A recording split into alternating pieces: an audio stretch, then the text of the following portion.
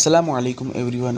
मुफ्ती सलमान भाई की ये पूरी तकरीर आप लोग सुने, इसलिए कि इस तकरीर में कुफ़ार और मुशरिकीन को ये चैलेंज करते हैं और साथ ही साथ ये उनको ख़बर करते हैं कि ये लोग हज़ारों की टीम लेके घूमते हैं और अल्लाह रब्बुल इज़्ज़त का ख़ास फज़ल व करम है कि ये वाहिद बंदा खुदा के फ़ضल से अकेला पूरी हिंदुस्तान का चक्कर लगा रहा है।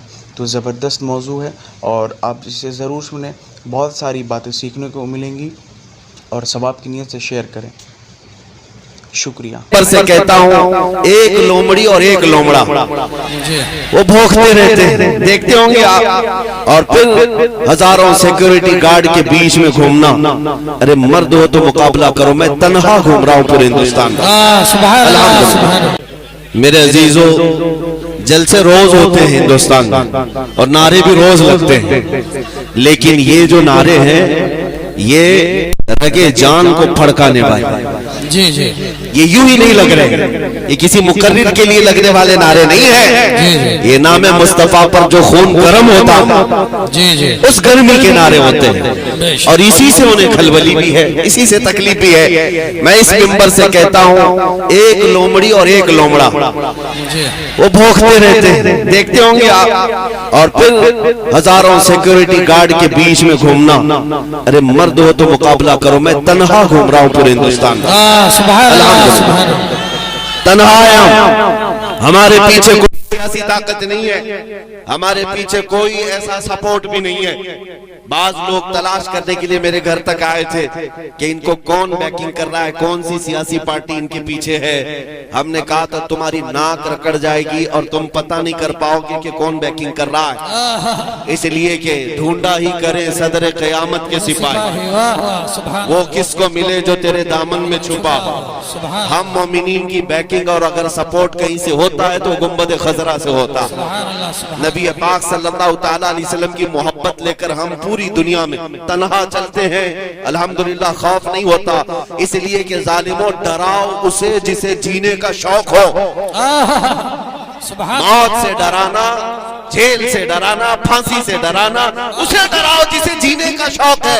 हम तो रोज रात ये सोच करके सोते हैं कि कब मलकुल मौत आए, रूह कब्ज करे और हमारे नबी से हमारी मुलाकात कराए। सुभान अल्लाह, सुभान। नारे तकबीर, नारे रिसालत, इज्तिमाए पैगाम हक, उलमाए अहले सुन्नत, मुफ्ती मोहम्मद सलमान साहब क़िबला अज़हरी, नारे तकबीर, सुभान अल्लाह। शबे गौर भी उसी गुल से मुलाकात की रात। अजीज़ान गिरामी वक़ार, मैं बात ये कह रहा था, आप अपना जोश थोड़ी देर के लिए खामोश रखें, थोड़ी देर के लिए। मैं बात ये कह रहा था कि इनकी इतनी ताकतों के मातहत होने के बाद लोमड़ी और लोमड़ा चंद कमरों के अंदर बैठ करके वीडियो बनाकर वायरल करके मुसलमानों के दिलों को छलनी करने की कोशिश है। और हैपोक्रेसी, जो डेमोक्रेसी खत्म होकर हैपोक्रेसी जो आई, ये सारे मनाजिर के बाद मैं उनसे कहता हूँ, मैंने एक क्लिप सुनी, कोई वो लोमड़ी कहती है एक, और एक लोमड़ा कहता है कि हम 20 लाख लोगों को मारेंगे, इतने मुसलमानों का कत्ल करेंगे तो फिर हमारे यहाँ पर हिंदू राष्ट्र कायम हो जाएगा। जालिमों, तुम्हारे अंदर इतनी हिम्मत ही नहीं है, मारने मरने की बात पाखंडियों से हो ही नहीं सकती, कभी हो ही नहीं सकती। एक बात मैं कहूंगा, अगर मारने और मरने का शौक ही है तो चलो मैं भी चलता हूं, तुम भी चलो, बॉर्डर पर खड़े हो जाते हैं। अब बॉर्डर पर खड़े होंगे, अपने देश की रक्षा करते हैं, अपने देश की हिफाजत के लिए चलो बॉर्डर पर चलते हैं, फिर देखा जाएगा कि कितनी गोलियां तुम खाते हो, कितनी हम खाते हैं। और मैं अकेले की बात नहीं कर रहा हूँ, इंशाअल्लाह अजीज, जिस दिन मेरे मुल्क के अजीज की हिफाजत की बात आए, ये उलमा भी हाजिर होंगे, ये मजमा भी हाजिर इंशाअल्लाह। इसलिए कि इस मुल्क को हमने खून जिगर से सींचा, जी जी, यहाँ हमारी तारीख मौजूद है। अजीज़ान गिरामी वक़ार, इन आतंकियों के गले में अगर हुकूमत ने पट्टा नहीं डाला तो ये कुत्ते इन हुकूमतों को ही नोच खाएंगे। वो दिन भी आएगा जब यही कुत्ते इनके लिए भारी पड़ जाएंगे, यही भारी पड़ जाएंगे। अंदाजा कर ले मेरे अजीजों, कारून शायद ये समझता है कि पैसे की रेल पेल से मैं 100 साल जी लूंगा। ये शद्दाद, ये हमान, ये फिरौन ये समझता है कि मैं अपनी ताकत के बलबूते पूरे लोगों की गर्दनों पर हुकूमत कायम कर लूंगा। वो तो बड़ी ताकतें थी, तुम्हारी हैसियत मच्छर के बराबर भी नहीं। और अगर हुकूमतें खुलेआम ये सारी बातें कर रही हैं, मेरे अजीजों, एक तारीख यहाँ वैसी भी आई थी 100 साल पहले, 100-150 साल पहले, 1857 की तारीख, जिसको अंग्रेज आज भी गदर कहता है। अंग्रेज आज भी गदर कहता है। 1857 की तारीख में अंग्रेजों को भी यही नशा चढ़ा था, यही नशा चढ़ा था कि हम जो चाहे कर लेंगे, कत्लेआम करेंगे, मार डालेंगे। उस वक्त किफायत अली काफी रहमतुल्लाह ताला अलैह को फांसी पर चढ़ाया था। फांसी पर चढ़ा करके जश्न मनाए थे 8 दिन तक। क्यों किफायत अली काफी को चढ़ाया था जानते? एक आलिम रब्बानी को इसलिए चढ़ाया था कि वो बोलते थे तो हजारों का मजमा जमा होता, लोग उनके पीछे दीवानावार घूमते। तो ऐसे उलमा तो उनको खलते हैं। फांसी पर चढ़ा करके 8 दिन तक जश्न मनाया था, लेकिन खुदाई कानून उन्हें मालूम नहीं। तुम एक किफायत अली काफी को जो ये कहता था कोई गुल बाकी रहेगा न चमन रह जाएगा, पर रसूलुल्लाह का दीन हसन रह जाएगा, फांसी पर चढ़ा करके तुमने ये सोचा कि एक आशिक रसूल की जुबान बंद कर दिया, उसे गर्दन से अलग करके जिस्म को अलग कर दिया। अब उम्मत ठंडी हो जाएगी, ये जमात सो जाएगी। लेकिन मौला ताला का एहसान तो देखें, मुरादाबाद ज्यादा दूर नहीं है। किफायत अली काफी को यहाँ फांसी पर चढ़ा रहा है अंग्रेज, और मौला पड़ोस में बरेली में इमाम अहमद रजा को पैदा कर रहा है। सुभान अल्लाह, ज्यादा फासला न शहरों का है न तारीख का है। एक आशिक रसूल अगर तुम्हारे हाथों फांसी पर चढ़ा है तो अल्लाह ताला ने दूसरा ऐसा आशिक पैदा किया जिसने करोड़ों दिलों में ये इश्क भर दिया, करूं तेरे नाम पे जां फिदा, मैं बस एक जां दो जहां फिदा, दो जहां से भी नहीं जी भरा, करूं क्या करोड़ों जहां नहीं। मैं बात ये करना चाहता हूँ, तुम जितने चिराग बुझाओगे मौला उतने चिराग और रोशन फरमाए। सुभान अल्लाह, सुभान अल्लाह। जिसको जिसको तुम पकड़ करके कत्ल करने की धमकियां देते हो, ये इस्लाम न कल मिटा था, न आज मिटा है, ना सुबह क़यामत तक मिटा सकोगे। अल्लाह ने कुरान पाक में फरमाया है, युरीदूना लियुत्फिउ नूरल्लाहि बिअफ़वाहिहिम वल्लाहु युरीदु अन युतिम्मा नूरहु वलौ करिहल काफिरून। मुशरिकीन ये चाहते हैं कि अपने मुंह के फूंकों से अल्लाह के चिराग को बुझा दे, और ये हो नहीं सकेगा। अल्लाह अपने चिराग को रोशन करके रहेगा, काफिर अगरचे इसको नापसंद करें, काफिर अगरचे इसको नापसंद करें। मेरे अजीजों, बात सिर्फ इतनी मुझे करनी है, तुम्हारा अपना रोल क्या होना चाहिए? क्या यही जोश के नारे जो हम पिंडाल में बैठ करके करें? क्या हमारी यही तकरीरें जो जलसे तक रहे? नहीं मेरे अजीजों, हमारा लक़ब, एक मोमिन का लक़ब ये था कफन बरदोश। ये सीने पर बल्कि अपने कंधे पर कफन लेकर के चलता है, इसे मौत से खौफ नहीं है। तो ये खौफ जब तुम्हारे सीने से निकलेगा तो हक बोलने की हिम्मत उतनी बढ़ती चली जाएगी। ज्यादा से ज्यादा तुम्हें किस बात से डराया जाता है आज? फांसी से, ये सबसे हाईएस्ट सजा है ना, या जेल से? ये दोनों चीजें एक मोमिन के लिए कोई माने नहीं रखती। जेल की सलाखों पर जाने के बाद बुजुर्गों ने लिखा भी है कि मोमिन घबराना नहीं, अगर मुस्तफा के नाम पर गया है, अगर नबी पाक के नाम पर गया है, तो अंदर जाने के बाद हो सकता है तेरी माँ, तेरी बीवी, तेरे भाई देखने ना आए, लेकिन एक रात जरूर आएगी जब ताजदार मदीना खुद तशरीफ। सुभान अल्लाह, सुभान अल्लाह। वो भी खौफ नहीं रखना। हुजूर के इंतजार में हम दिन काट लेंगे, हुजूर के इंतजार में हम रातें काट लेंगे। और रही बात फांसी की, उसके मुतालिक भी रिवायतें मौजूद हैं कि जिन जिन गुलामों को जालिमों ने अपने हाथों से कत्ल किया या फांसी पर चढ़ाया, फंदा बाद में लगा, चेहरा मुस्तफा पहले मौजूद। सुभान अल्लाह, सुभान अल्लाह। वो नबी पाक सल्लल्लाहु ताला अलैहि वसल्लम तशरीफ फरमा थे। अजीजान गिरामी वक़ार, ये दो तमन्नाएं जिसके पास हैं, फिर उसे किस बात का खौफ है? बेखौफ जियो। ये मुल्क हमारा कल भी था, आज भी है। ये भीख में मांगा हुआ हमारा मुल्क नहीं है, और किसी की चापलूसी करके खरीदी हुई जमीन हमारी नहीं है। ये हमारे आबा व अजदाद, बल्कि आदम अलैहिस्सलाम की जमीन है, हमारे बाप की जमीन है, हमारे बाप की जमीन है। अजीजान गिरामी वक़ार, मैं बात ये अर्ज करना चाहता हूँ, आयत करीमा जो मैंने पढ़ी थी उसमें अल्लाह ने यही फरमाया, अगर रसूल के हुक्म की मुखालिफत करोगे तो फितने में मुब्तला हो जाओ। और अज़ाब अलीम में गिरफ्तार हो जाओगे। अभी देर नहीं हुई है, अभी सवेरा है। मैं नौजवानों को कहता हूं उस नुक्ते पर आ जाओ, उस पॉइंट पर जमा हो जाओ जहां रसूलुल्लाह सल्लल्लाहु अलैहि वसल्लम ने अपने सहाबा को छोड़ा था। मेरे आका ने हुजूर को जहां छोड़ कर नसीहत फरमाई थी, उस नुक्ते पर आ जाओ, बस बाकी सब तुम्हारा, सारे मैदान तुम्हारे हैं, कोई ताकत तुम्हें ज़ेर नहीं करेगी इंशाअल्लाहुल अज़ीज़। लोग जिस तरह की बातें करते हैं, मैं आपको बताऊं, सलाहुद्दीन अय्यूबी का भी तज़किरा करते हैं। सुल्तान सलाहुद्दीन अय्यूबी फातिह बैतुल मुक़द्दस, एक सिपहसालार के नाम से दुनिया जानती है। आज अंग्रेज भी उस सलाहुद्दीन की तारीफ में रत्बुल लिसान है। अंग्रेज भी कहता है वैसा जर्नल हमने नहीं देखा। क्यों जानते हैं? अंग्रेजों की किताब में लिखा हुआ है सलाहुद्दीन अय्यूबी ने 18 साल तक जंगें लड़ी सलीबियों के साथ, ईसाइयों के साथ, लेकिन उसमें लाखों कैदियों को अपने हाथों से आजाद किया। आजाद करने की आदत बहुत ज्यादा। किसकी? सलाहुद्दीन अय्यूबी की। शहादत है मतलूब व मकसूद मोमिन, न माने गनीमत न किश्वर कुशाई। एक आशिक रसूल का जो मकसूद होता है ना, वो ये नहीं है कि सिर्फ गर्दनें उड़ाना है, उसका मकसूद जो होता है वो अल्लाह उसके रसूल की रजा। सलाहुद्दीन अय्यूबी के साथ एक वक्त ऐसा भी आया जब आप बीमार हो गए।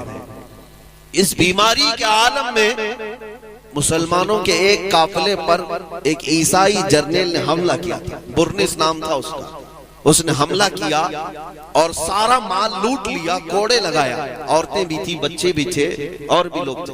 लेकिन मारते मारते उस जालिम ने क्या कहा था जानते हो? ए मुसलमानों, पुकारो अपने मोहम्मद को बुलाओ, क्यों तुम्हारी मदद के लिए नहीं आता? मुआज़ल्लाहि रब्बिल आलमीन।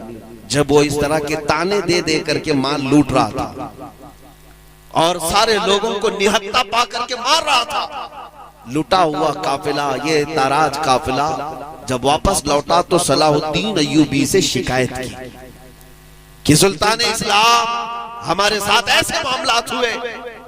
ये वो हालात थे जब सलाहुद्दीन सख्त बीमार थे, जिसको मरगुल मौत कहा जाता है, यानी मौत की बीमारी, मरगुल मौत की बीमारी जिसको कहा जाए। लोग इयादत के लिए आ रहे थे, लेकिन सलाहुद्दीन अय्यूबी ने जैसे ही ये बात सुनी, अल्लाह की बारगाह में हाथ फैलाया, कहा ऐ रब्बे जुल जलाल, तूने सलाहुद्दीन को हर चीज अता की, बस तेरा ये नाचीज बंदा, आजिज बंदा इतनी भीख मांगता है कि मेरी उम्र को इतनी लंबी कर दे कि मैं बुरनिस का सर उड़ा सकूं। अल्लाह, इतनी जिंदगी और दे दे। क्यों? इसलिए कि नबी पाक सल्लल्लाहु ताला अलैहि वसल्लम को उसने ताना मारा। मोमिनीन से ये कहा ना कि मोहम्मद को बुलाओ। सलाहुद्दीन अय्यूबी बीमारी के आलम में ये दुआ करते रहे। 2.5 साल का अरसा गुजरा। 2.5 साल के बाद आप शिफायाब हुए, सेहतमंद हुए, और उसके बाद खड़े हुए और तलवार लेकर के निकले। मोमिनीन की फौज को जगह जगह रवाना किया, मार के हुए। एक दिन वो आ भी गया जब ये बुरनिस हत्ते चढ़ गया मुसलमानों की, गिरफ्तार हो गया। और मुसलमान जब फातिह की हैसियत से बैतुल मुकद्दस में आए और उस बुरनिस को पकड़ करके लाए। सलाहुद्दीन अय्यूबी की आदत तो थी कि गिरफ्तार कैदियों को रोज आजाद करता था, रोज आजाद करते थे। उस दिन भी जितने कैदी आए थे उनमें से अक्सर को आजाद किया। जब बुरनिस का नंबर आया, उसने कहा ऐ सलाहुद्दीन, तुम्हारी आदत तो हमें पता है कि तुम गिरफ्तार कैदियों को माफी के बाद आजाद कर देते हो, मैं भी माफी मांगता हूं, मुझे अपने वतन जाने दे दो। सलाहुद्दीन अय्यूबी ने एक तारीखी जुमला कहा, ऐ बुरनिस, अगर तुझे मैं माफ कर दिया तो अल्लाह का अजाब मुझे गिरफ्तार कर, मैं अल्लाह के अजाब में गिरफ्तार हो जाऊंगा। तेरी जुबान से मैंने वो नाजेबा कलमा सुना है जिसको एक मोमिन सुन करके जिंदा रहना बेकार समझता।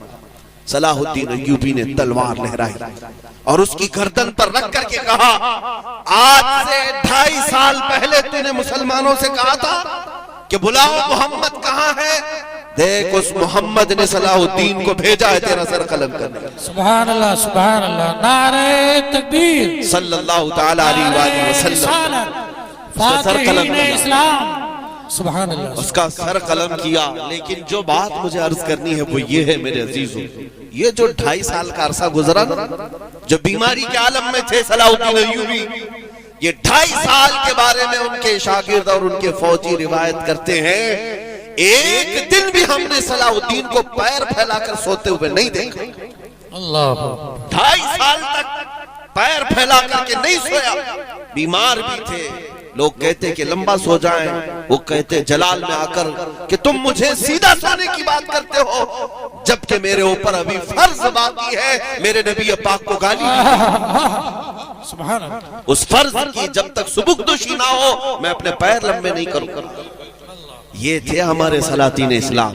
इनको अल्लाह ताला ने जो फतूहात अता की है वो वफाए मुस्तफा पे अता की। नबी पाक सल्लल्लाहु ताला अलैहि वसल्लम की वफादारी में मिली है सारी चीज।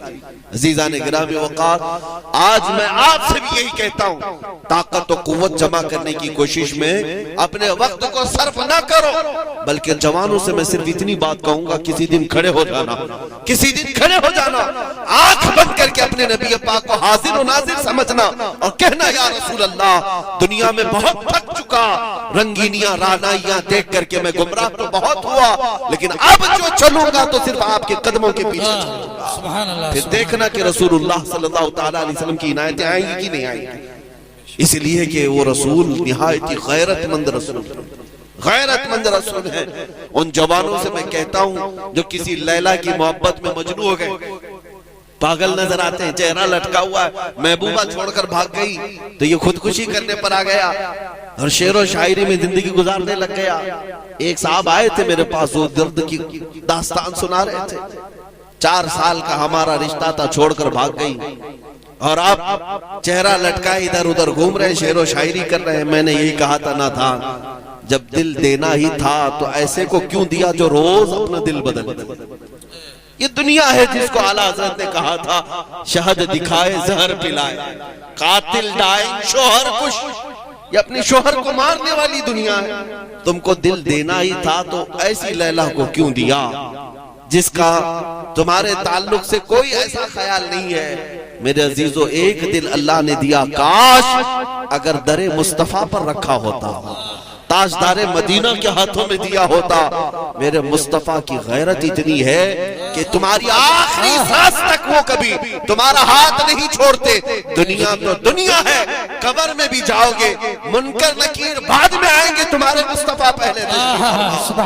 कब्र तो कब्र है, हश्र के दिन भी यही हाल होगा, जब कोई तुम्हें पूछ नहीं रहा होगा, माँ बच्चे से भाग रही होगी, लेकिन वो मुस्तफा है। फरमाते हैं कयामत के दिन तुम देखोगे मेरे कंधे पर चादर पड़ी होगी और चादर खसक खसक कर गिर रही होगी। एक हाथ से मैं अपनी चादर संभाल रहा हूँगा और दूसरे हाथ से अपने उम्मती को पकड़ रहा हूँ। जन्नत में जाने तक की जमानत है मेरे मुस्तफा की। वहां दिल दिया होता तो चेहरा लटकाए हुए नहीं घूम रहा होता और दुनियावी मजाजी इश्क में शेरो शायरी नहीं कर रहा होता। अगर उस दरबार में दिल दिया होता तो फिर फख्र से ये कहता, जान है इश्क मुस्तफा, रोज फजूल करे खुदा, जिसको हो दर्द का मजा नाजे दवा उठाए क्यों। आओ आशिकों को सुनो, बरेली का आशिक कहता है फिर के गली गली तबाह, ठोकरें सबकी खाई क्यों, दिल को जो अक्ल दे खुदा, तेरी गली से जाए क्यों। अजीजा ने गिरामी वक़ार, या रसूल अल्लाह, लब्बैक या रसूल, लब्बैक या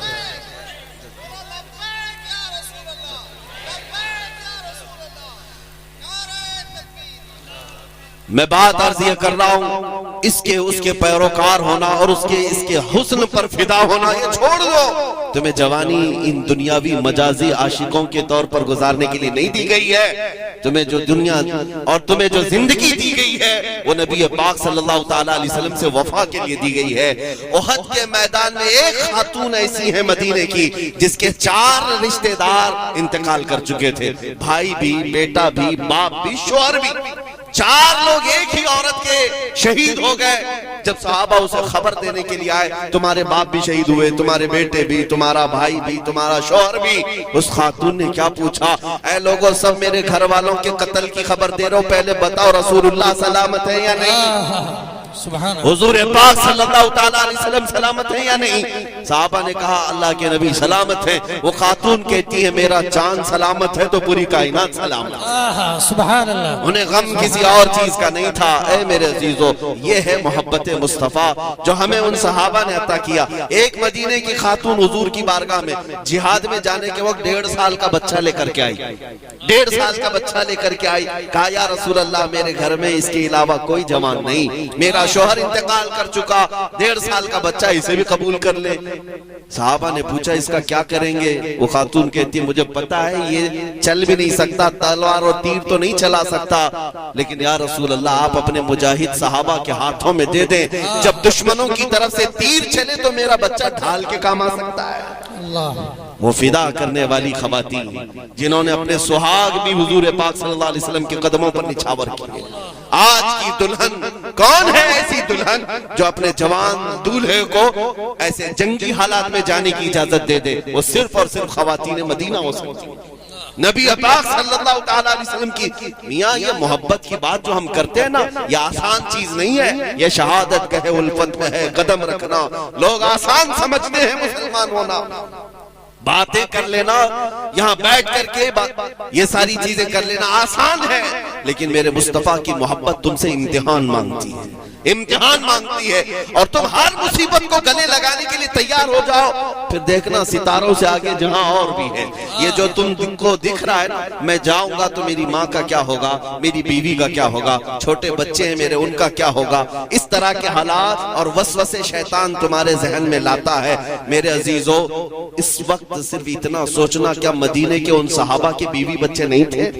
क्या उनके माँ बाप नहीं थे? उनके घर बार, उनकी जायदाद प्रॉपर्टी नहीं थी? सब था उनके पास, फिर भी वो हुजूर पाक सल्लल्लाहु अलैहि वसल्लम की वफा में ऐसे शरीक होते।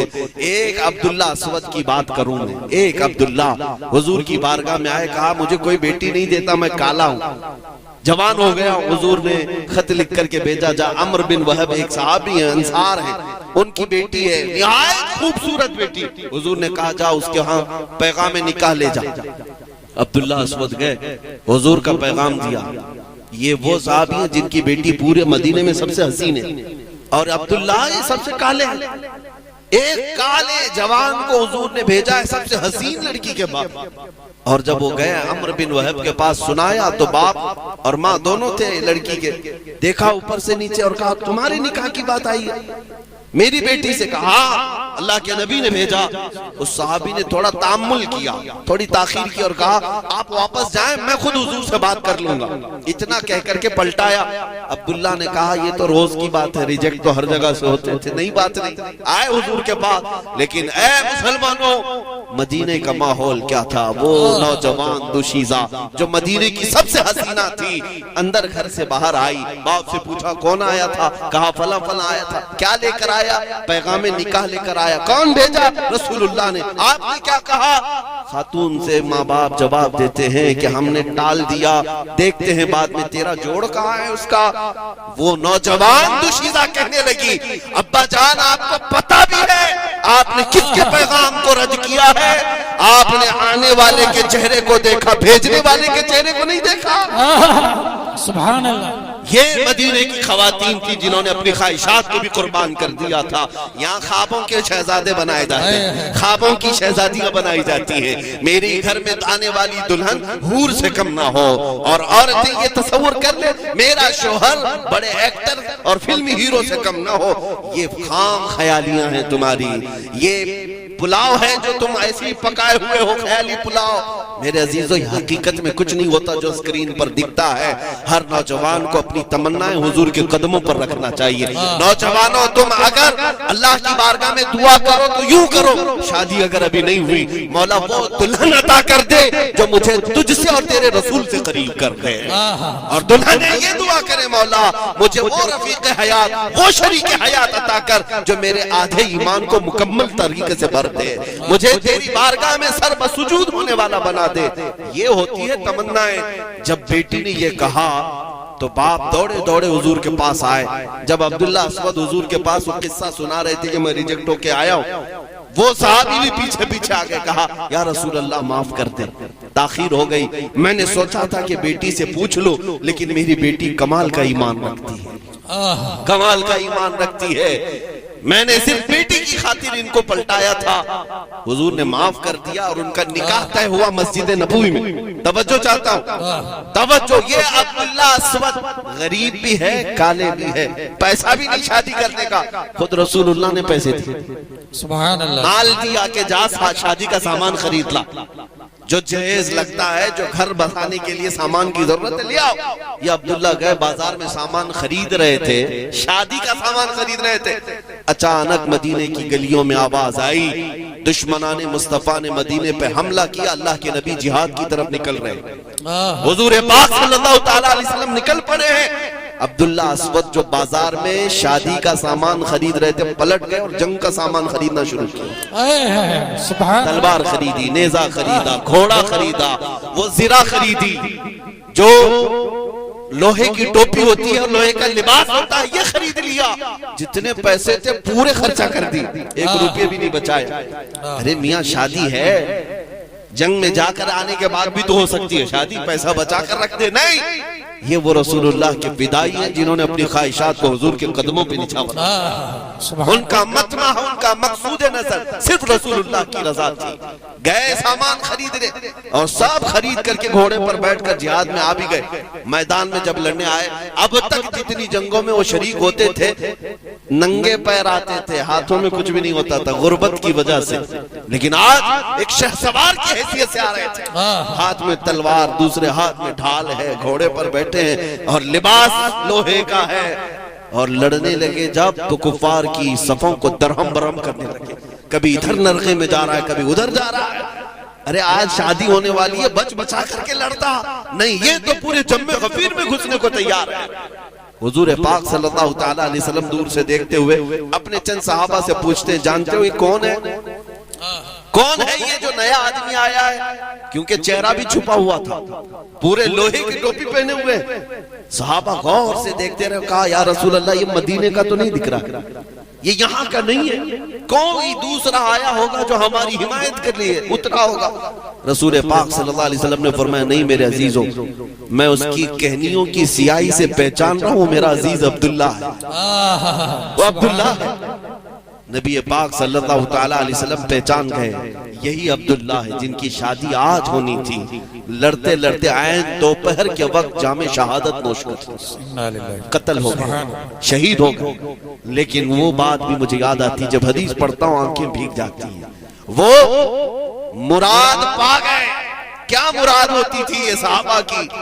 कत्ल होकर, शहीद होकर मैदान में गिरे हुए थे। शाम के वक्त जब मेरे आका सल्लल्लाहु तआला अलैहि वसल्लम शहीदों की लाशें उठवा रहे थे, तब चलते हुए खुद हुजूर तशरीफ लाए अब्दुल्ला अस्वद के पास, जहां उनका लाशा गिरा था। नबी पाक सल्लल्लाहु तआला अलैहि वसल्लम मैदान में नीचे बैठ गए। हुजूर नीचे बैठ गए, अपनी गोदी को बिछाया, अब्दुल्ला अस्वद के चेहरे से वो जिरा हटाई और सर लेकर अपनी गोद में रख लिया, अपनी गोद में रखा। उनकी पेशानी से धूल और मिट्टी को झाड़ा, उनके रुखसारों से खून को साफ किया। ऐ मेरे अजीजों, इससे बढ़कर के सहाबा की और मुराद ही क्या होती थी? इससे बढ़कर के और मुराद ही क्या होती थी? नबी पाक सल्लल्लाहु तआला अलैहि वसल्लम का दस्ते शफकत आखिरी सफर में उनकी पेशानी पर है। और उसके बाद मेरे आका ने आयत की तिलावत की।